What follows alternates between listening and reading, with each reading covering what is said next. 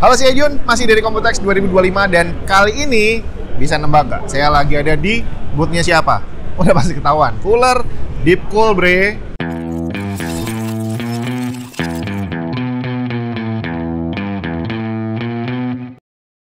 Cooler terbaru dari Deepcool, semuanya dipajang di atas meja ini, dari all-in-one cooler flagshipnya sampai yang air cooler dan kipasnya. Kita lihat langsung aja dari yang paling mantep nih. Ini adalah flagship LCD liquid cooler dari Deepcool, Spartacus 360 dan 420. Jadi ini 360 mili dan 420 mili. Jadi untuk pasang yang 420 ini cari casingnya harus khusus ya, nggak semua casing bisa muat. Nah, kita mulai dari yang 360, ini dua-duanya punya display yang sama. Jadi dia ada LCD displaynya, bisa menampilkan gambar, animasi, dan bisa dilepas, bre. Nah, ini bisa dilepas. Menggunakan teknologi water pump Gen 6 dari Deepcool, ini adalah yang paling bagus yang mereka punya sekarang. Cuma ini untuk displaynya, dia magnetik, tapi konektornya hanya di satu tempat aja di sini. Jadi orientasinya walaupun bisa dilepas, hanya bisa kayak gini doang. Nah, dua-duanya sama. Jadi dia bisa difungsikan sebagai display menampilkan animasi atau menampilkan informasi dari hardware, temperatur, berapa watt, terus fan speed dan sejenisnya semua bisa tampil di sini. Kipasnya juga menggunakan kipas Flow, desain terbaru dari Deepcool. Nanti kita akan ke sana. Nah, yang ini adalah seri LQ360, di mana yang ini adalah LQ360 Ultra, sedangkan yang ini LQ360 biasa, ini yang white. Nah, yang ini dia ceritanya baru ada di Korea yang Ultra ini. Jadi semoga aja bentar lagi bisa masuk ke Indonesia. Dia punya teknologi water pump yang sedikit berbeda dibandingin versi yang biasa, di mana yang ini water pumpnya dia ada PWM-nya, dia bisa berjalan antara 2.500 sampai 3.600 RPM, jadi bisa lebih silent gitu ya. Nah, dua-duanya ini dia punya display yang bisa dicopot, bre. Nah, tuh. Cakep banget, bisa dicopot, konektornya dia bisa dibolak-balik sebenarnya. Ini water pumpnya Gen 5, jadi beda dengan yang seri Spartacus tadi ya. Nah, cuma sayangnya ini displaynya kalau dipasang kebalik, ya munculnya bakal kebalik. Jadi walaupun dia bisa dicopot dan diputar-putar, tapi ternyata orientasi dari displaynya harus tetap seperti ini. Nah, yang ini adalah kipas yang tadi terpasang di coolernya. Ini namanya adalah Flow with Power FL yang seri 12 cm, 120 mili. Ini dia ada dua versi, ada yang normal, ada yang reverse. Ini anginnya kenceng banget, bre. RGB-nya juga cakep. Ini dia soft lah ya, nggak kelihatan terlalu rame. Dan dia ada ringnya, dan di sampingnya ini ada kelihatan lampunya juga. Kalau pengen yang lebih adem lagi, flow-nya juga ada yang versi 140 mili. FL14, black and white, ada yang normal, ada yang reverse juga. RGB-nya juga desainnya sama, dan dia daisy chain. Jadi colokan kabelnya ada di bawah sini, akan lebih rapi, dan dia bisa di daisy chain, jadi nggak terlalu bikin kabelnya berantakan ya. Nah, untuk pengguna air cooler, ini ada beberapa desain baru. Yang ini adalah seri AK620 dan AK700. Dimana yang ini, dia adalah versi dengan 7 heat pipe, tapi kipasnya cuma satu. Yang atas ini adalah display.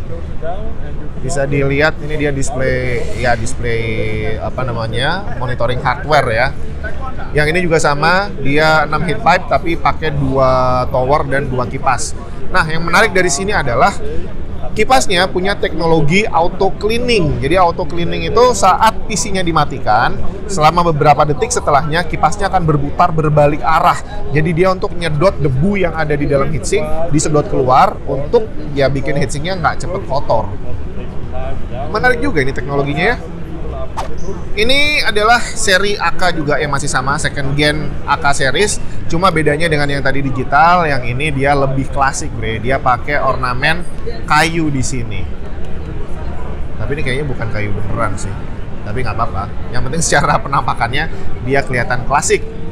Sama, variannya ada dua. Yang satunya dia single, yang satunya dual tower. Nah, yang sebelahnya ini adalah versi upgrade dari seri Assassin's 4 yang sebelumnya pernah ada. Ini adalah seri Assassin's VC Elite. Jadi dia masih sama, dia menggunakan teknologi vapor chamber yang sama seperti Assassin's 4 VC, tapi di sini bedanya displaynya dihilangkan. Jadi dibikin nggak ada RGB-nya, dia polosan kayak gini, minimalis, kelihatan manis banget. Dan di sini bagian atas itu ada satu switch untuk bikin putaran fan-nya lebih kenceng atau lebih pelan. Jadi kalau kita rasain di sini bakal kelihatan bedanya sih. Nah, ini adalah yang setting dia kenceng, kelihatan lebih kenceng. Kalau diturunin, nah, dia terasa lebih pelan. Jadi bisa dipilih mau pakai performance mode atau silent mode. Di meja bagian ini adalah section untuk casing dan juga power supply. Dimana di sini desainnya bener-bener nyenengin banget dibandingin tahun kemarin. Yang ini terlihat lebih fresh ya. Kita mulai dari yang ini dulu. Ini adalah versi upgrade dari CH160 yang sekarang ini lagi rame dicari banyak orang gitu ya. Nah, yang ini adalah CH160 Plus, dimana dia udah support power supply up to 140 mm. Jadi bisa ATX, SFX, semuanya bisa muat di dalam sini. Dan juga punya clearance untuk air cooler sampai 164 mili dan all-in-one cooler sampai 240 mili. Dan bisa dipasang GPU 4 slot dengan panjang up to 342 mm langsung di motherboardnya. Nah, yang menarik adalah ini nih. Jadi di sini ada panel kayu. Ada yang putih, ada yang hitam. Saya pikir ini bisa untuk diganti-ganti gitu ya, tapi ternyata enggak. Jadi ini adalah contoh bahwa CH60 Plus ini akan ada versi yang berkayu kayak gini. Jadi ininya nggak dijual terpisah ya, ini cuma contoh aja bahwa nanti akan ada yang kira-kira tampilannya begini, bre. Cakep tuh. Yang ini adalah satu casing yang bentuknya nggak tahu nih, ada apaan di atasnya sini ya. Jadi kita lihat dulu ke bagian ini. Ini adalah casing yang judulnya Hyper Split Tower Case Deepcool CL6600WH. Kalau dari dalam kita lihat seperti casing biasa, tapi sebenarnya desainnya ini dibuat keren deh. Seperti di bagian bawah ini. Biasanya ini adalah tempat untuk power supply, tapi ternyata enggak. Ini ada fan-nya, dan fan-nya itu memang langsung nyedot angin dari bawah. Jadi di sini nggak ada apa-apaan. Power supply-nya pindah ke bagian depan di sini. Jadi ini adalah memperhatikan desain dengan bagus banget sih. Nah, kalau kita lihat di sini depan ada kipas standar seperti biasa, tapi di dalam sini dia udah kelihatan pakai radiator kan, tapi di dalamnya ternyata nggak ada kipasnya di sini nih, nggak ada apa-apaan, kosong. Karena dia ternyata selangnya keluar dari belakang, langsung masuk ke atas sini. Makanya dibilangnya adalah Hyper Split Tower. Karena kalau ini kita lepas, nah, itu di situ radiatornya 360.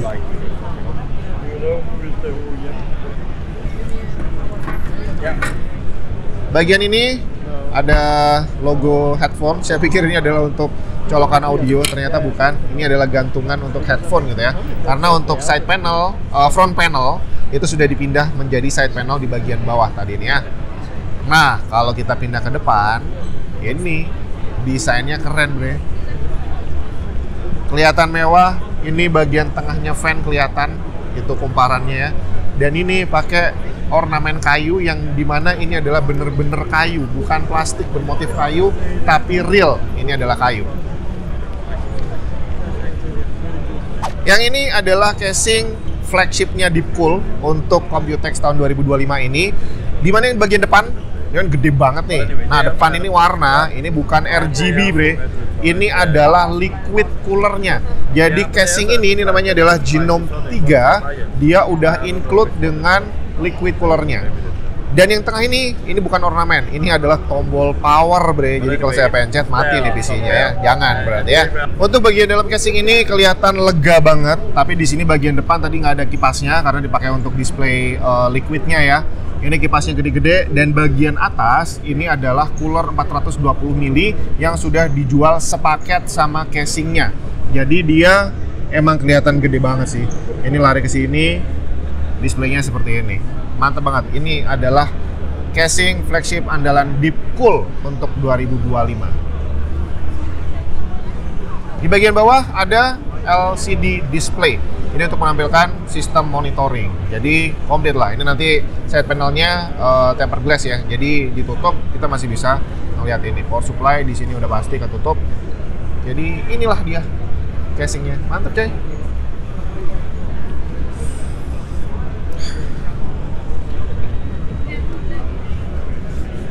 Ini bukan kopi, bre. Wih, jatuh lagi.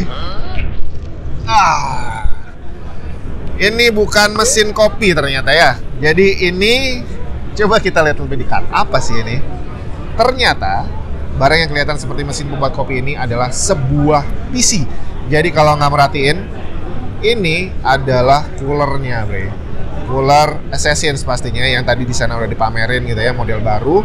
Dan kalau kita lihat ke belakang, nggak bisa diputar, kameranya yang kesini. Nah, ini dia GPU-nya vertikal.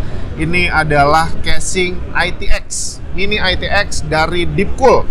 Kalau di sini dinamakan Case Coffee. Nah, cuma sayangnya untuk saat ini casing ini adalah prototype. Jadi ini belum dijual atau tidak dijual, saya nggak ngerti. Dan yang pasti dipajang hanya untuk Computex 2025 ini. Cuma tadi infonya, seandainya nanti feedbacknya bagus, tidak menutup kemungkinan dia akan diproduksi untuk nantinya dijual ke pasaran.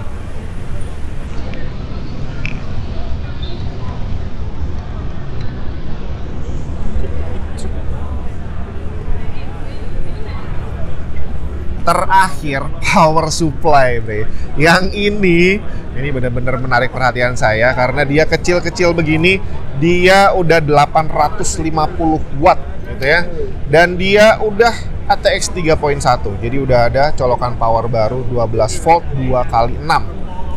Jadi buat kamu yang nge-build mini PC pakai GPU full size yang boros listrik, pakai ini udah cukup. Yang di sebelahnya ini adalah versi baru lagi. Ini yang Platinum PX1000P V2. Dan udah pasti dia ada colokan power baru juga di sini. 12 volt 2x6. Dan yang di sebelahnya ini lebih gila lagi nih, bre. Jadi ini titanium berat. Ini bukan punya dua kapasitas, enggak. Jadi ini adalah contoh aja bahwa untuk versi ini dia adalah power supply untuk server sebenarnya, di mana tersedia kapasitasnya gede banget, ada yang 1650 watt, ada yang 2450 watt. Dan dia akan punya nih dua colokan GPU power baru 12 volt 2x6. Gimana? Cakep-cakep kan? Kira-kira dari semua ini, terutama casingnya sih ya, casingnya asik-asik. Mana yang pengen kamu beli seandainya mereka udah langsung masuk Indonesia? Kayaknya yang kopi cakep sih ya. Stay tune untuk Deepcool dari Computex 2025.